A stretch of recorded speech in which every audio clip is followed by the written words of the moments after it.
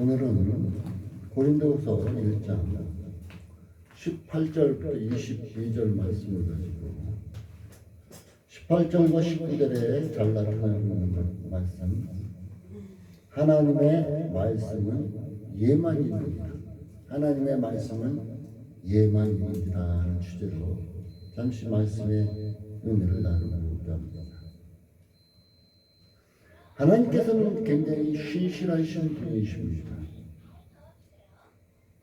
또한 하나님은 신실하기 때문에 우리에게 말씀하신 것을 그대로 실행하시는 분이기도 합니다. 그래서 하나님은 우리 자녀들, 믿는 자들에게 한번 말씀하신 것을 하나님 멋대로 그냥 이랬다 저랬다 하지 않는다는 것입니다. 그래서 여러분들도 사랑하는 자녀들에게 말하는 것을 이랬다 저랬다 하지 않는 이런 삶이 필요하다는 것입니다. 그래서 저는 제 자녀들에게 한번 약속한 것은 어떤 일이 있어도 지키려고 노력합니다. 왜? 하나님께서 나의 아버지 되신 하나님께서, 나의 주 되신 하나님께서는 나에게 약속하신 것을 그냥 번복하지 않고 그대로 실행하고 이행하고 계시니까 그 하나님의 약속의 말씀을 이행받고 그 약속의 말씀이 이루어진 것 같이 나도 사랑하는 자녀들에게는 그대로 약속을 이행하는 자로 살아가기를 원한다는 것입니다. 하나님이 하신 말씀들은 예수님께서 많이 성취하셨습니다. 왜 그랬냐면 예수님은 진실하신 하나님의 보증이 되시기 때문이라는 것입니다. 사랑하는 성도 여러분, 하나님의 약속을 받았습니까? 하나님의 약속을 지금 붙잡고 있습니까? 꼭 성취될 것이라는 것입니다. 막연한 것이 아니라 하나님의 약속은 꼭 성취된다는 것입니다. 오늘 성경은 얘기하고 있어요. 하나님은 이쁘십니다. 신실하십니다. 우리가 너에게 한 말은 예하고 아니라함이 없느니라. 하나님의 말씀은 아니야, 그건 아니야. 이것이 없다는 것입니다.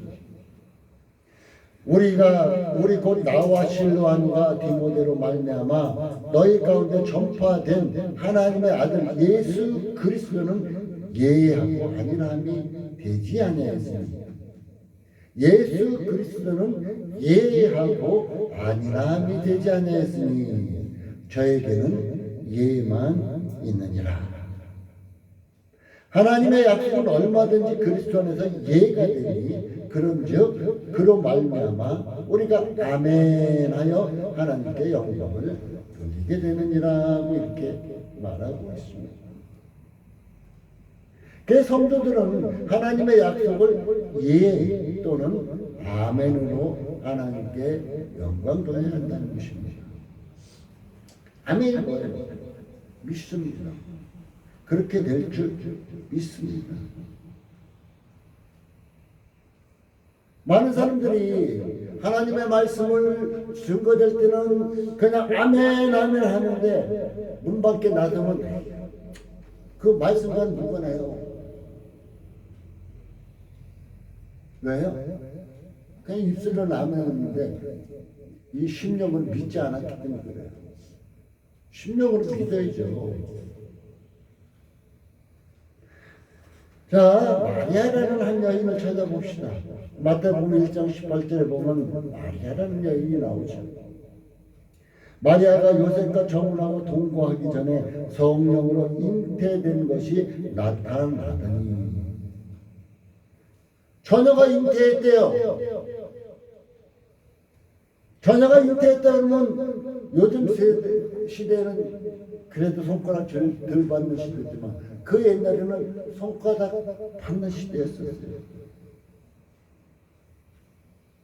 또한 이때 당시에 예수님이 태어날 이때 당시에는 여자가 결혼하지 않은 상태에서 임신하게 되면 불륜의 상태가 되기 때문에 결국은 버림받고, 그것이 진정 불륜으로 인해서 일어났다 그러면 돌로 쳐 죽임을 당했습니다.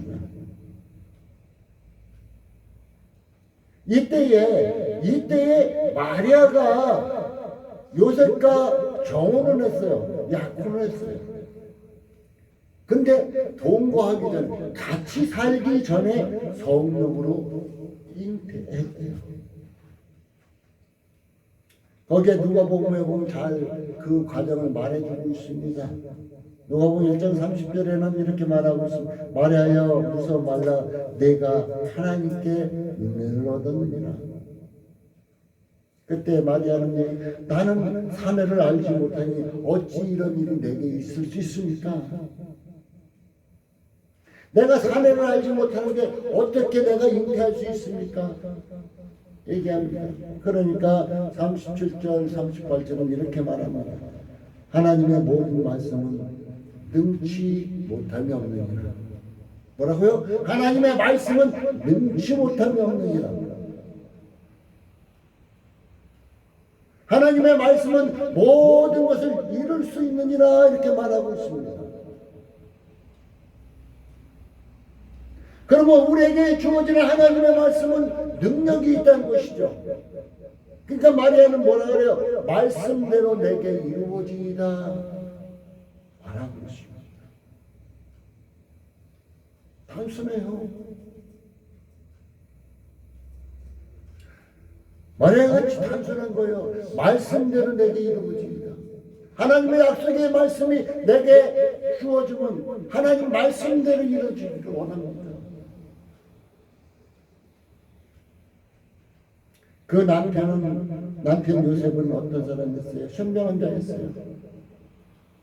이것을 소문을 내면 자기가 약혼했던 마리아가 죽임을 당할 수 있습니다.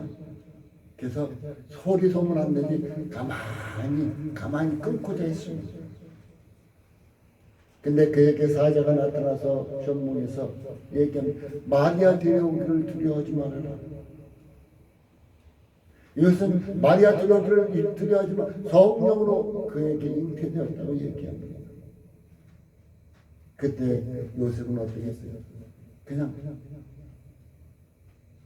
에이 내 자식도 아닌데 뭐 이러지 않고 그냥 말씀하지만 순종했습니다.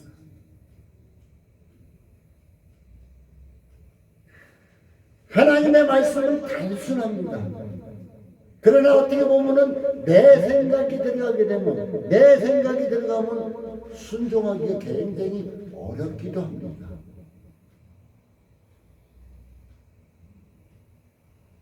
바로 그래서 하나님의 말씀에는 예만 있느니라, 아멘을 하나님께 영광을 돌려라, 이렇게 말하고 오늘 성경에 있습니다.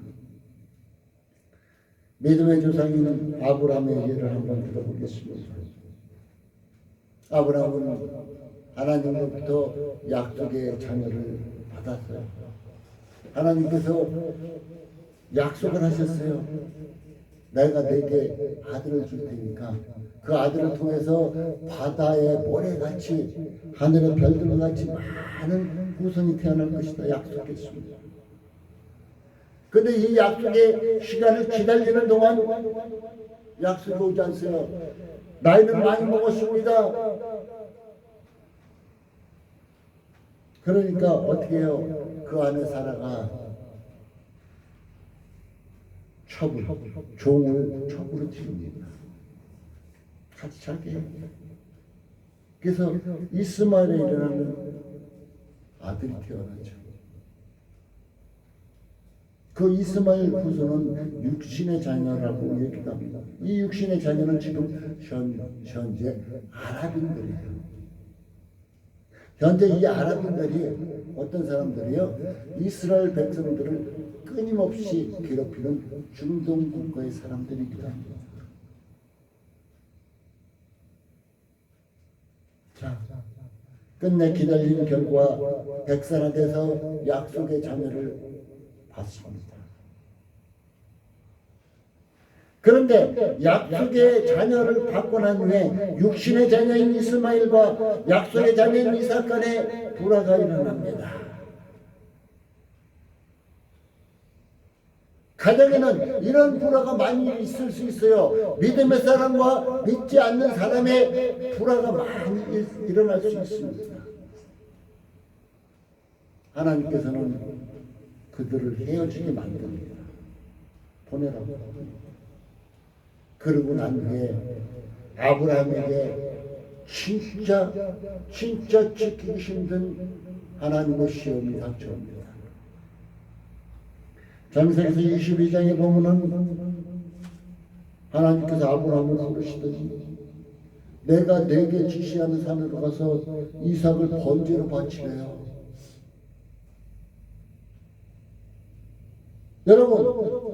여러분의 사랑하는 자녀 늦게 늑두리를 얻었어요. 사랑하는 자녀를 하나님께서 바치래요.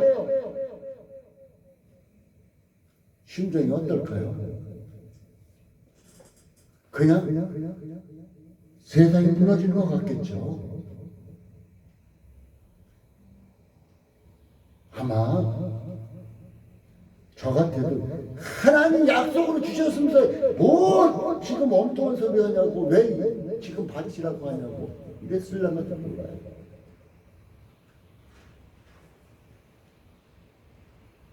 그러나 아브라함은 그 아내에게 얘기하지 않고 이삭과 함께 하나님 지시한 산으로 갑니다.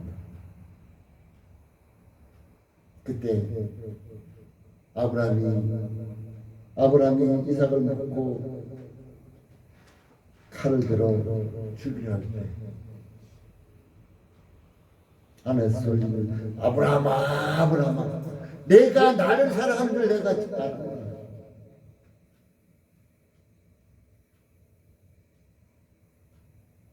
하나님께서는 아브라함이 하나님을 진정으로 믿는 것도 알고 있었지만 온전히 하나님에게만 온전히 순종하는 것을 시험하셨어요.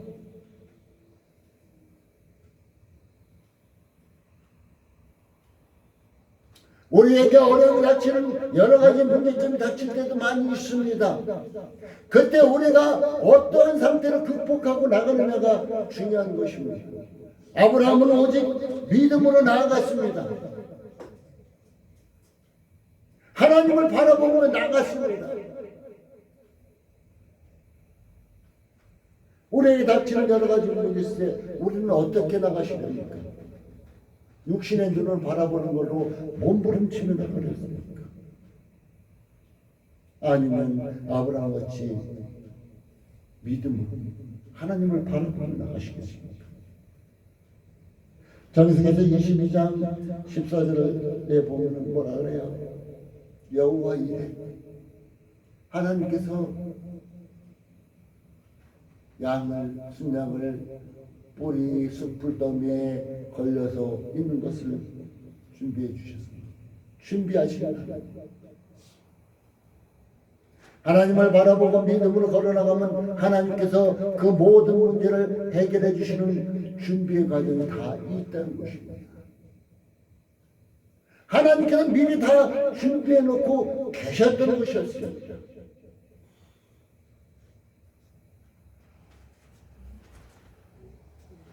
그래서 우리가 믿음으로 나가야 돼요. 그 과정이 히브리서에는 아브라함의 믿음의 과정이 잘 그려지고 있습니다. 11장 17절입니다. 아브라함 시험 받을 때 아브라함은 믿음으로 이삭을 드렸으니 저는 약속받은 자로되 독자를 하나님께 약속받은 자로되 독자를 드렸다는데 그가 드릴 수 있었던 것은 19절에 이렇게 얘기해 하나님의 능히 죽은 자 가운데 다시 살리실 줄을 생각한지라. 아브라함은 이삭이 약속의 자녀인 걸 알잖아요. 받았잖아요. 약속의 자녀. 그러니까 그가 내가 이거 이삭을 하나님께 드릴지라도 하나님께서는 죽은 자 가운데 그 이삭을 다시 살리실 줄 믿었다는 거예요. 죽은 자 가운데서 아브라함 그 이삭을 다시 받을 줄을 믿었다는 거예요. 이 믿음 대단하지 않습니까?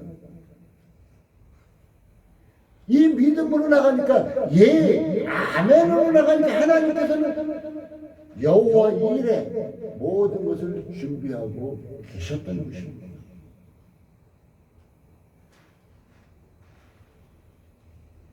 왜 아멘해야 될까요? 하나님의 말씀. 하나님의 말씀은 아멘할 때 능력이 나타납니다.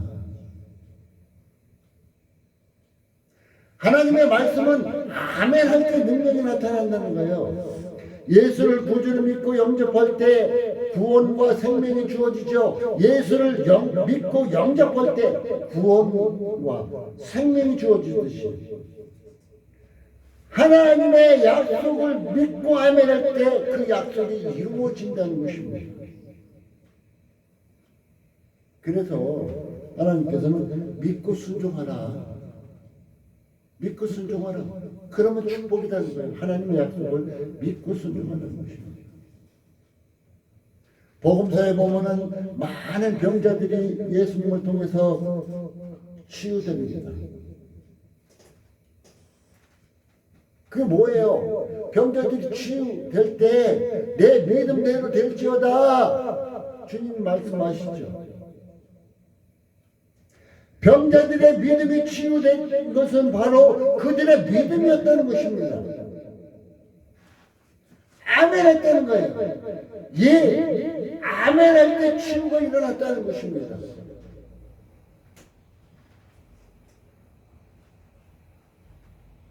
제가 병자들을 위해서 안수하고 기도할 때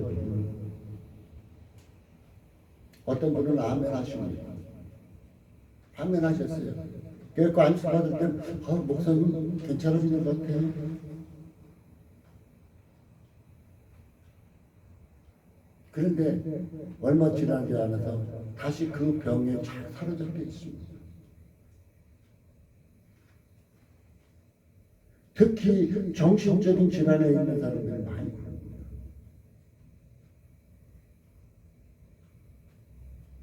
사탄은 쫓겨나고 하나님께서 치유하는 역사가 일어나는데도 불구하고 자기도 모르게 그 태도를 다시 갇혀버리고 말았어요.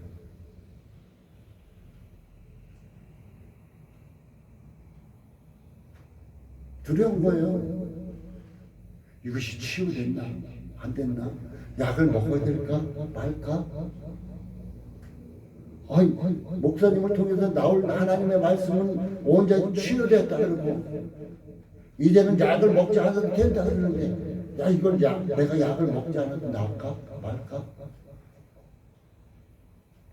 염려가 되는 거예요. 염려는 믿음을 방해시킵니다. 염려는 믿음을 혼미케 합니다. 염려는 불신을 일으킵니다.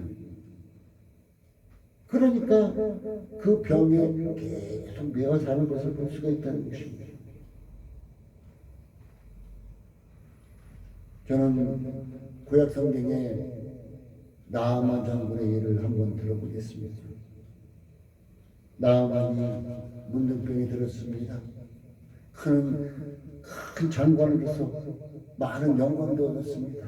그가 가는 곳마다 승리를 이뤘습니다. 그러나 문둥병이에요. 어느 한 날 이스라엘에서 잡아온 계집 중 하나가 이스라엘에 선지자가 있는데 그 선지자에게 가면은 그 병이 우리 주인의 병이 나을 건데 이 소리가 나아만의 귀에 들립니다. 그래서 나아만은 이제 재물을 많은 금은보화를 싸서 예물로 드리고자 바리바리 싸가지고 엘리사를 찾아갑니다. 그런데 엘리사를 찾아갔더니 어때요? 엘리사는 코뼈기도 안 비추고 그 사원을 통해서 말하기를 요단강에 가서 7번 씻어라. 이게 나아만은 어떻게 분이 확 나. 자기 생각에는 그래도 내가 큰 장관인데 나와서 나를 영접하고 내 상처에 손을 얹고 안서해서 깨끗이 낫게 할 줄 바랐어요.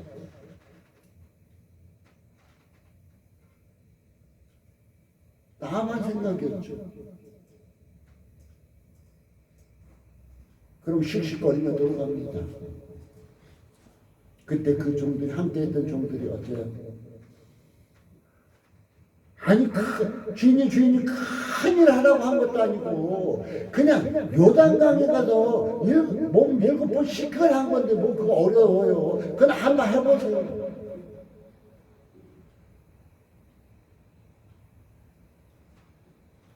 그럼 어땠어요?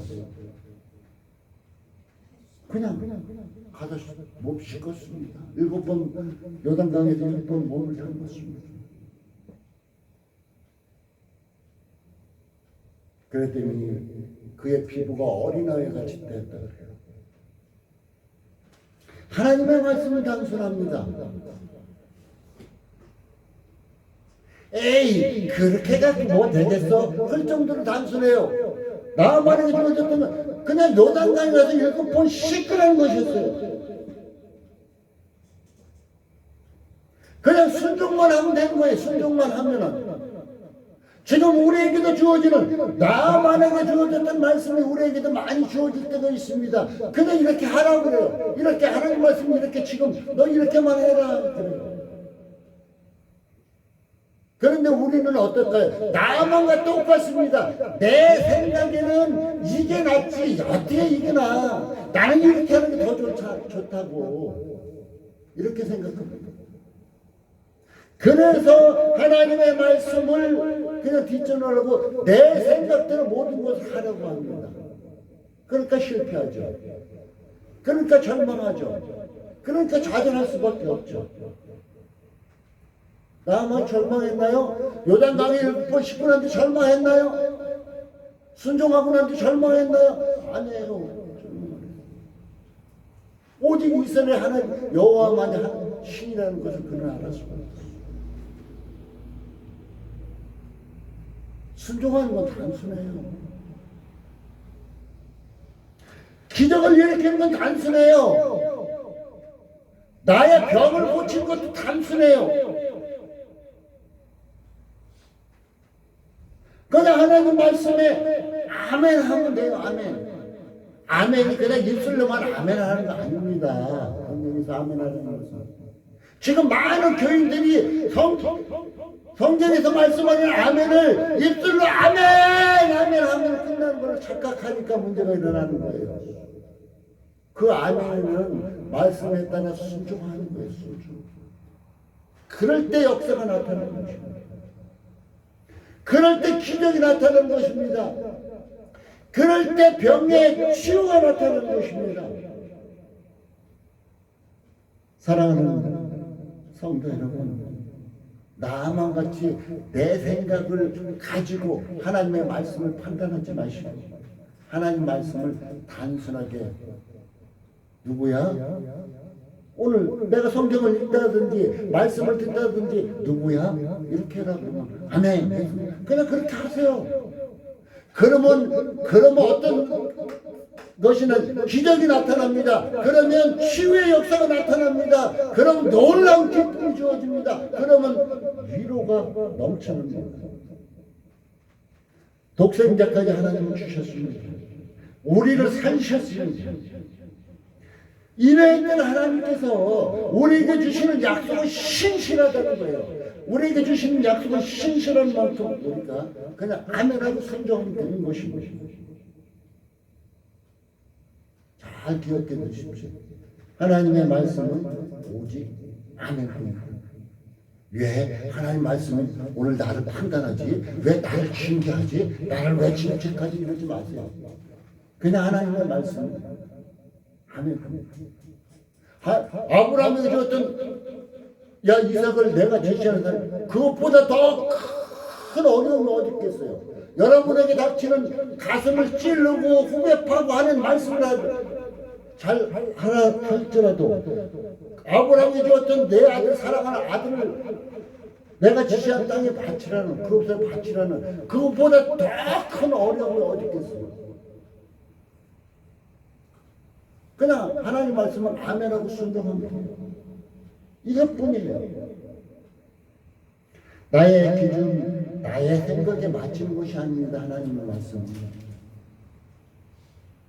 성경의 말씀은 무조건 아멘이라는 것입니다. 질책이 나와도, 축복이 나와도 아멘이에요. 질책이 나왔으면 나의 잘못된 것을 고치고 온전한 하나님의 자녀의 모습으로 돌아올 것이고, 축복의 말씀이 나와서 아멘 했을 때는 하나님의 축복이 넘쳐나는 이런 체험도 할 수 있게 된다는 것입니다. 그래서 아멘하는 거예요. 제가 말하는 아멘은 입술로만 아멘이 아니라 말씀에 순종하는 아멘까지 들어있다는 것을 꼭 기억해 두시기 바라겠습니다. 결론을 맺겠습니다. 아멘은 그렇게 될 줄 믿습니다. 입술로만 믿는 건 무슨 소용이 있어요? 그렇게 될 줄 믿습니다 하고 아멘 했으면 순종하는 거죠. 내게 아멘이 없다면, 여러분 본인에게 아멘이 없다면 하나님의 말씀을 신뢰하지 못하는 것입니다. 자녀가 부모의 말을 신뢰하듯 우리는 구원하신 예수님의 말씀을 믿어야 할 것입니다. 믿지 않는 자에게는 하나님의 축복이 없다는 것을 꼭 명심하세요. 왜 나에게 축복이 없지? 저 사람들은 많이 축복받는데 왜 나에게 축복 없지? 저 사람들과 같이 나도 똑같이 아멘 하는데 저 사람들은 순종하잖아요. 아멘한 말씀을 순종하니까 축복이 주어지는 것이죠. 성경의 환경에 본인이 처해 보십시오. 성경에 나타나는 인물들의 그 환경에 본인이 처해 보세요. 주님이 어떻게 도우시는가? 우리 주님이 나를 어떻게 도우시고 인도하시고 축복하시는가를 체험하게 될 것입니다. 사랑하는 주안의교회 여러분, 하나님의 말씀에 아멘하시는 성도가 되시고 하나님의 축복을 받는 귀한 성도 여러분 되시기 바라겠습니다. 아멘. 입술의 아멘이 아니라 순종의 아멘까지 이루어지므로 큰 축복받고 하나님의 인도하심과 하나님의 살아계심을 체험하시기를 예수님의 이름으로 축복합니다. 아멘. 기도하겠습니다. 하나님 감사합니다.